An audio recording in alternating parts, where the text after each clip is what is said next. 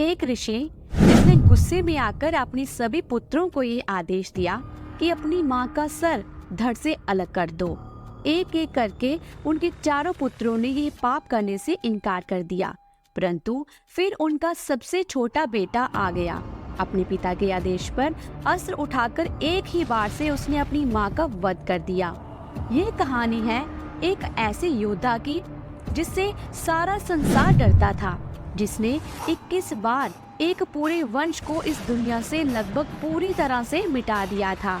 एक ऐसा भयानक योद्धा जिसने अपने शत्रुओं का इतना खून बहाया कि उससे 5 नदियां भर गई थी। वह महापराक्रमी योद्धा जिसे दरअसल एक ब्राह्मण होना चाहिए था, परंतु एक गलती के कारण उसका पूरा जीवन बदल गया।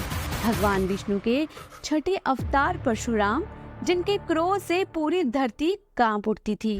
आखिर परशुराम है कौन? ऋषि जमदग्नि की पत्नी रेणुका एक आदर्शवादी पत्नी, जिनकी एक छोटी सी भूल उनकी मृत्यु का कारण बन गई। एक दिन नदी से जल भरते समय उनका मन एक गंधर्व की ओर आकर्षित हो गया। एक पराये पुरुष के लिए उनके मन में काम वासना जागी, जिससे उनकी पवित्रता भंग हो गई। जब वह लौटी, उनके पति ऋषि जमदग्नि को इस बात का आभास हो गया था। वह भयंकर क्रोधित हो गए। उन्होंने अपने पुत्र को आदेश दिया कि वह अपनी माँ का सर धड़ से अलग कर दे। एक एक करके उनके चारों पुत्रों ने इस पाप को करने से इनकार कर दिया और फिर उनके सबसे छोटे बेटे परशुराम जी की बारी आई। वह ये नहीं जानते थे कि उन्हें उस दिव्य अस्त्र का प्रहार अपनी माँ पर ही करना पड़ेगा। उनके पिता का क्रोध इतना भयानक था कि उनके पूरे परिवार का विनाश हो सकता था। इसलिए अपने पिता को शांत करने के लिए परशुराम जी ने अपनी माँ का वध कर दिया। लेकिन ऋषि जमदग्नि का क्रोध अभी भी शांत नहीं हुआ था। अपने पिता का आदेश न मानने का पाप करने के लिए उन्होंने अपने चारों पुत्रों को भी दंड दे दिया और परशुराम को एक एक करके अपने सारे भाइयों का वध करना पड़ा। परशुराम ने बिना किसी प्रश्न के अपने पिता के आदेश का पालन किया था और उन्होंने परशुराम जी को एक वरदान मांगने को कहा। तब उन्होंने कहा कि मैं चाहता हूँ कि मेरी माँ और मेरे भाई पुनः जीवित हो जाएं और उन्हें अपनी मृत्यु याद न रहे। ऋषि जमदग्नि अपनी बात से पलट नहीं सकते थे। उन्होंने परशुराम की बात मान ली और अपनी शक्तियों से अपने परिवार को पुनः जीवित कर दिया। परशुराम जी को शत्रुओं के संहार के लिए जाना जाता है, लेकिन इसके पीछे का कारण था महेशमती साम्राज्य का एक ऐसा राजा जिसने पूरी दुनिया पर अपना कब्जा कर लिया था। यह था कार्तवीर्य अर्जुन, जिसे सहस्त्रबाहु के नाम से भी जाना जाता था। सहस्त्रबाहु यानी जिसकी 1000 भुजाएं हो। ऐसा माना जाता है कि कार्तवीर्य अर्जुन ने महान ऋषि दत्तात्रेय की तपस्या कर उन्हें प्रसन्न किया था, जिससे उसे एक वरदान प्राप्त हुआ। उसने मांगा कि उसकी 1000 भुजाएं हों, जिनकी शक्ति के आगे कोई टिक ना पाए और कोई भी उसे युद्ध में ना हरा पाए। 1000 भुजाओं के साथ सहस्त्रबाहु की शक्ति की कोई सीमा नहीं थी, जिसके दम पर वह अपना राज्य बढ़ाता चला गया। जमीन, नदी, पर्वत, जंगल, सब पर सहस्त्रबाहु का राज चलने लगा। लेकिन राज्य बढ़ाने के साथ ही सहस्त्रबाहु का अहंकार भी बढ़ता जा रहा था। उसे हमेशा अपने आप को सर्वश्रेष्ठ साबित करने में मजा आता था, इसलिए वह कमजोर लोगों पर जुल्म करने लगा और देखते ही देखते उसकी क्रूरता बढ़ती चली गई। एक दिन जंगल में सफर कर रहे सहस्त्रबाहु परशुराम जी के पिता ऋषि जमदग्नि के आश्रम पहुंचे। वहां उनकी नजर पड़ी गौ माता कामधेनु पर, एक ऐसी पवित्र गाय जो किसी की भी इच्छा पूरी कर सकती थी। लोभ में अंधा सहस्त्रबाहु जबरदस्ती कामधेनु को खींचकर अपने साथ ले गया। जब परशुराम जी को इस बात का पता चला तो वह भयंकर क्रोधित हो उठे और उन्होंने सहस्त्रबाहु को युद्ध के लिए ललकारा। अहंकार में डूबा सहस्त्रबाहु परशुराम को साधारण इंसान समझ रहा था, लेकिन जल्द ही वह ये जान गया कि उसने अपनी मृत्यु को बुलावा दे दिया है। परशुराम ने हवा में एक तीर छोड़ा जो हजारों तीरों में बदल गया और सहस्त्रबाहु की सारी सेना पर तीरों की बरसात हो गई। कोई भी उनके सामने टिक नहीं पाया और देखते ही देखते सारी सेना ढेर हो गई। अब सहस्त्रबाहु को बचाने वाला कोई नहीं था। उसने अपना पूरा बल लगाकर परशुराम से युद्ध किया, परंतु परशुराम ने एक एक करके उसकी सारी भुजाएं काट दी और आखिर में उसका सर काटकर उसका वध कर दिया। सहस्त्रबाहु का अहंकार और लोभ ही उसकी मृत्यु का कारण बना था, लेकिन उसके पुत्रों ने इससे भी बड़ी भूल की, जिसने उनके वंश को बर्बाद कर दिया। सहस्त्रबाहु की मृत्यु देखकर सारे पुत्र वहां से भाग खड़े हुए, लेकिन बदले की भावना ने उन्हें शांत नहीं रहने दिया। कुछ समय बाद उन्होंने अपनी चाल चली। मौका पाते ही उन्होंने ऋषि जमदग्नि के आश्रम पर हमला कर दिया और उन्हें मार डाला। ऋषि जमदग्नि के शरीर पर 21 घाव किए गए थे। अपने पिता की ऐसी दुर्दशा देखकर परशुराम जी के क्रोध की सारी सीमाएं पार हो गई।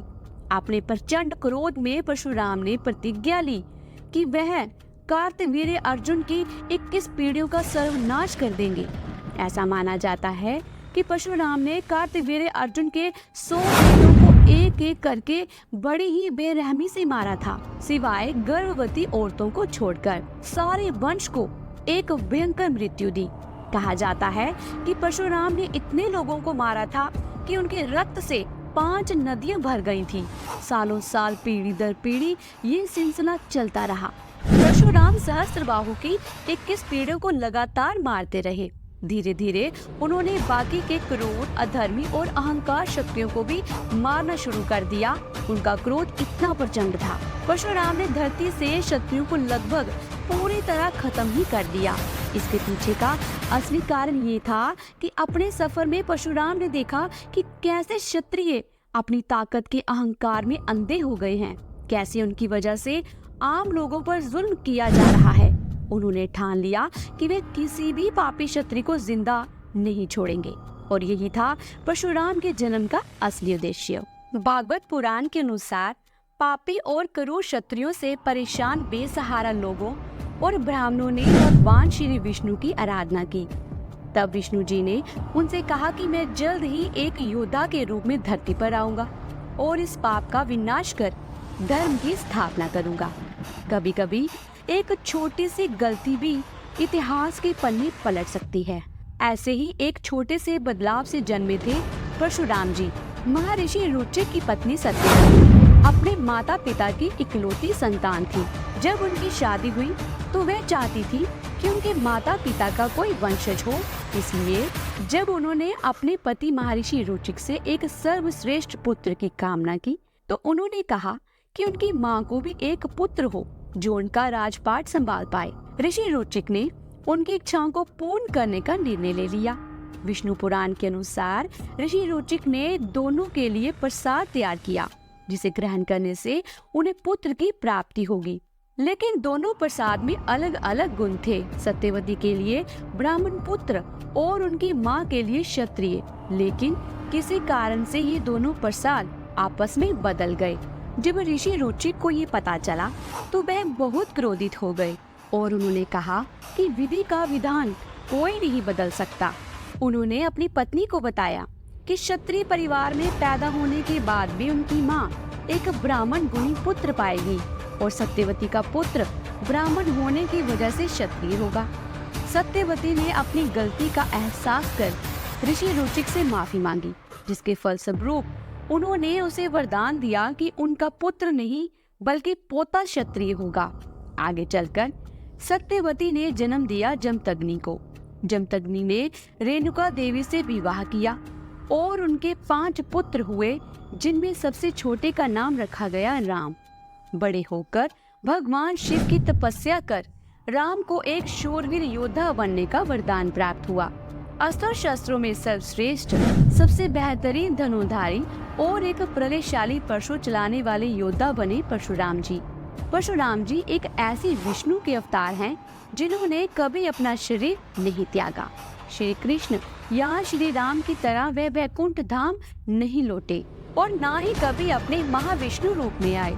वह हमारी कथाओं का एक ऐसा हिस्सा है जो हर युग में मौजूद रहे हैं। ऐसा माना जाता है कि क्षत्रियों के संहार के बाद अपने पापों का प्रायश्चित करने के लिए उन्होंने सब कुछ त्याग दिया और पहाड़ों में समाधि करने के लिए चले गए। लेकिन कई समय बाद त्रेता युग में उनकी समाधि टूटी जब उनके गुरु भगवान शिव का दिव्य धनुष तोड़ा गया एक क्षत्रिय से। लेकिन ये क्षत्रिय कोई और नहीं बल्कि भगवान श्री राम थे। वाल्मीकि रामायण के अनुसार श्री राम जी ने जब राजा जनक का दिव्य धनुष तोड़ दिया तब परशुराम जी उनसे मिलने आए।